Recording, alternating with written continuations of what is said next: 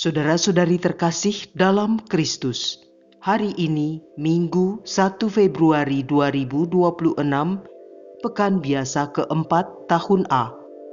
Bacaan dibawakan oleh Felicia Devina dan Bernadette Esther. Mazmur dilantunkan oleh Lucia Andri dan renungan ditulis oleh Erna Kusuma. Selamat menekuni Sabda Allah. Mari menjaga kelestarian lingkungan dengan peduli pada keutuhan alam ciptaan.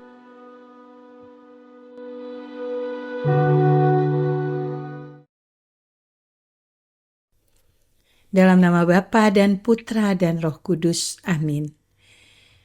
Tuhan yang Maha Rahim, hari ini kami datang kepadamu dengan hati yang rindu mendengarkan sabdamu.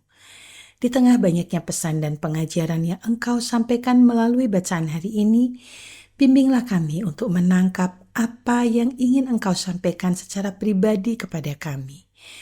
Bukalah hati dan budi kami, agar sabdamu menjadi terang, penghiburan, dan kekuatan dalam hidup kami.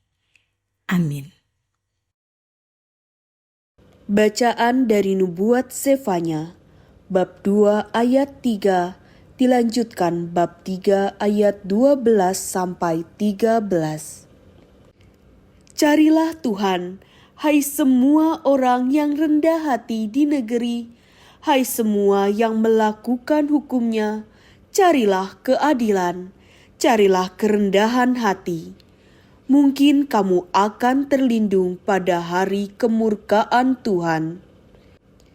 Dan Allah berfirman, di antaramu akan kubiarkan hidup suatu umat yang rendah hati dan lemah, yang akan mencari perlindungan dalam nama Tuhan.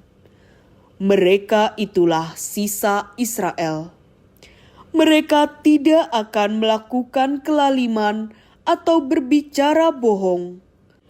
Dalam mulut mereka tidak akan terdapat lidah penipu.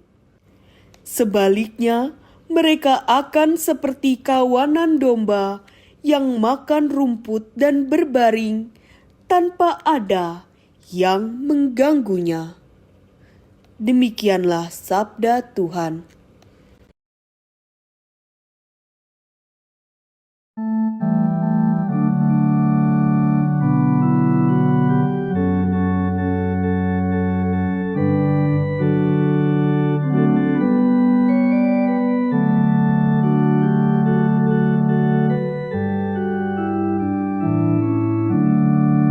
Berbahagialah orang yang miskin di hadapan Allah, karena merekalah yang empunya kerajaan surga. Pujilah Tuhan, hai jiwaku. Dialah yang menegakkan keadilan bagi orang diperas dan memberi roti kepada orang-orang yang lapar. Tuhan membebaskan orang-orang yang terkurung. Berbahagialah orang yang miskin di hadapan Allah, karena merekalah yang empunya kerajaan surga. Tuhan membuka mata orang buta. Tuhan menegakkan orang yang tertunduk. Tuhan mengasihi orang-orang benar.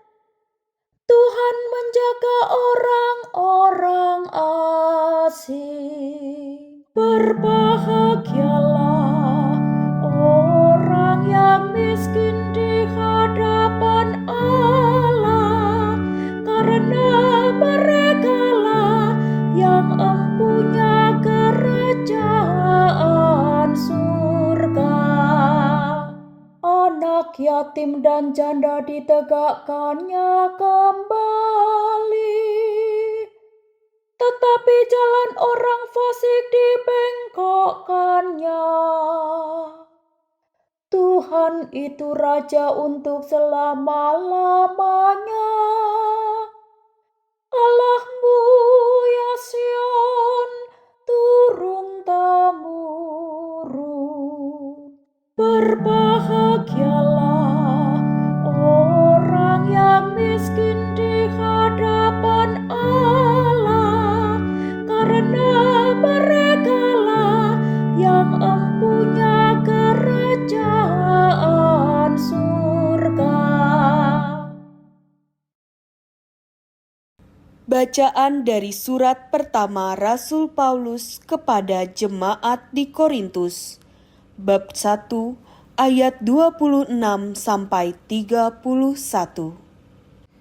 Saudara-saudara, coba ingatlah bagaimana keadaanmu ketika dipanggil. Menurut ukuran manusia, tidak banyak di antara kamu yang bijak, tidak banyak yang berpengaruh, tidak banyak yang terpandang.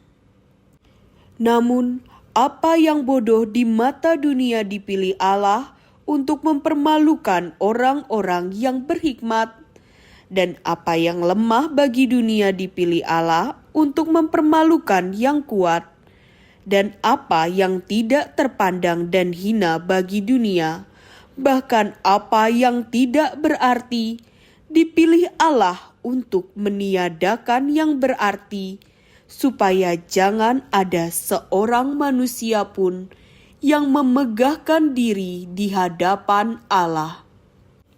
Tetapi Allah telah membuat kamu berada dalam Kristus Yesus, dan oleh Dia Kristus telah menjadi hikmat bagi kita. Dialah yang membenarkan, menguduskan, dan menebus kita. Maka, sebagaimana tertulis dalam kitab suci, siapa saja yang bermegah, hendaklah ia bermegah dalam Tuhan. Demikianlah sabda Tuhan.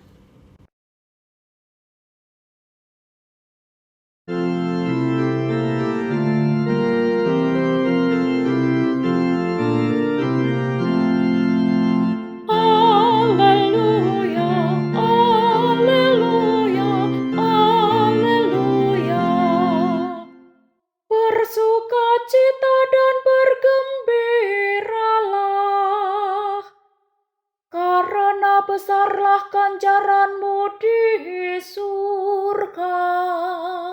Haleluya, haleluya, haleluya.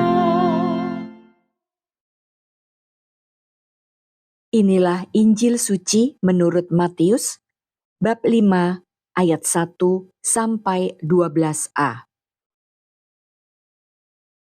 Sekali peristiwa, ketika melihat orang banyak, naiklah Yesus ke atas bukit. Setelah ia duduk, datanglah murid-muridnya kepadanya. Lalu Yesus pun mulai berbicara dan mengajar mereka. Katanya, "Berbahagialah orang yang miskin di hadapan Allah, karena merekalah yang punya kerajaan surga.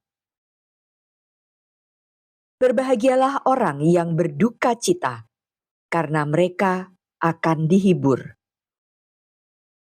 Berbahagialah orang yang lemah lembut, karena mereka akan memiliki bumi. Berbahagialah orang yang lapar dan haus akan kebenaran, karena mereka akan dipuaskan. Berbahagialah orang yang murah hati, karena mereka akan beroleh kemurahan. Berbahagialah orang yang suci hatinya, karena mereka akan melihat Allah.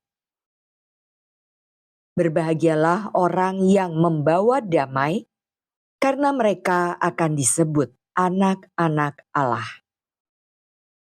Berbahagialah orang yang dianiaya demi kebenaran, karena merekalah yang empunya kerajaan surga.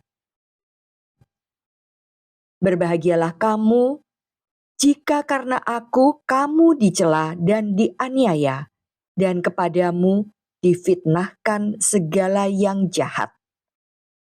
Bersukacita dan bergembiralah, sebab besarlah upahmu di surga. Demikianlah sabda Tuhan.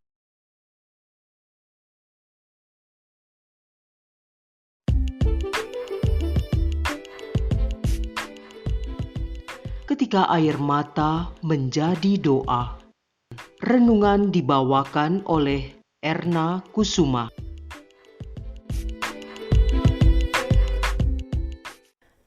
Bapak, Ibu, dan saudara-saudara yang terkasih dalam Yesus Kristus, bacaan liturgi hari ini sungguh kaya akan makna. Dari bacaan pertama, kita diajak melihat bagaimana Tuhan berkenan kepada umat yang rendah hati dan lemah. Dan pada bacaan kedua, kita diingatkan bahwa Allah justru memilih yang dianggap bodoh dan tidak terpandang oleh dunia. Dan dalam Injil, Yesus menyampaikan sabda bahagia yang menjadi dasar hidup para pengikutnya. Dari sekian banyak pesan indah dan mendalam itu, hari ini saya memilih satu saja untuk kita renungkan bersama, yaitu tentang air mata yang menjadi doa kita. Dalam bacaan pertama dari nubuat Yesaya, Tuhan berfirman bahwa Ia akan membiarkan hidup suatu umat yang rendah hati dan lemah, umat yang mencari perlindungan pada nama Tuhan. Mereka tidak digambarkan sebagai umat yang hebat dan kuat, melainkan seperti kawanan domba yang hidup tenang dalam penjagaan Tuhan. Rasul Paulus dalam bacaan kedua menegaskan hal yang senada. Allah tidak memilih yang hebat menurut ukuran dunia, melainkan yang lemah, yang tidak berarti, agar tidak seorang pun yang memegahkan diri di hadapannya. Semua yang kita miliki atas karena kasih karunia Tuhan. Lalu dalam Injil hari ini, Yesus menyampaikan sabda bahagia, dan salah satu yang sangat menyentuh hati adalah, berbahagialah orang yang berduka cita karena mereka akan dihibur. Injil Matius bab 5 ayat 4. Yesus tidak berkata bahwa orang beriman tidak akan pernah sedih atau menangis. Sebaliknya, Ia justru menjanjikan penghiburan bagi mereka yang berduka cita. Sebagai seorang ibu, saya belajar bahwa air mata seringkali tidak selalu mengalir di hadapan banyak orang. Air mata itu hadir dalam keheningan, dalam doa yang tak terucap, dalam kekhawatiran akan anak-anak, keluarga, dan masa depan yang belum pasti. Namun, air mata tidak hanya milik para ibu.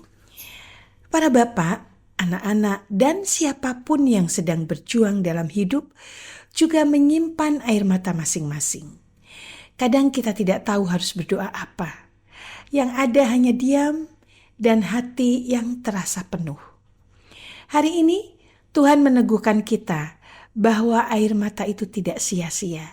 Di hadapan Tuhan, air mata dapat menjadi doa yang paling jujur. Doa yang tidak dirangkai dengan kata-kata indah, tetapi lahir dari hati yang tulus dan rapuh. Justru dalam kelemahan itulah Tuhan hadir paling dekat. Ia mendengar tangisan kita, Ia memahami isi hati kita, dan Ia menjanjikan penghiburan pada waktunya yang tepat. Refleksi hari ini mengajak kita untuk berani datang kepada Tuhan apa adanya. Tidak perlu selalu kuat, tidak perlu selalu terlihat baik-baik saja. Tuhan tidak menolak hati yang hancur dan tidak menutup telinga terhadap doa yang lahir dari air mata. Semoga sabda Tuhan hari ini menolong kita untuk tetap berpengharapan dan percaya bahwa setiap air mata yang kita serahkan kepada Tuhan selalu bermakna di hadapannya. Amin. Marilah kita berdoa. Tuhan yang penuh kasih, kami bersyukur atas sabda-Mu hari ini. Terimalah air mata, keluh kesah dan doa-doa kami. baik yang terucap maupun yang tersembunyi di dalam hati. Hiburkanlah kami dalam kelemahan, kuatkanlah kami dalam pengharapan, dan ajarlah kami untuk tetap setia berjalan bersamamu. Semoga hidup kami menjadi kesaksian bahwa Engkaulah sumber penghiburan sejati. Amin. Dalam nama Bapa dan Putra dan Roh Kudus. Amin.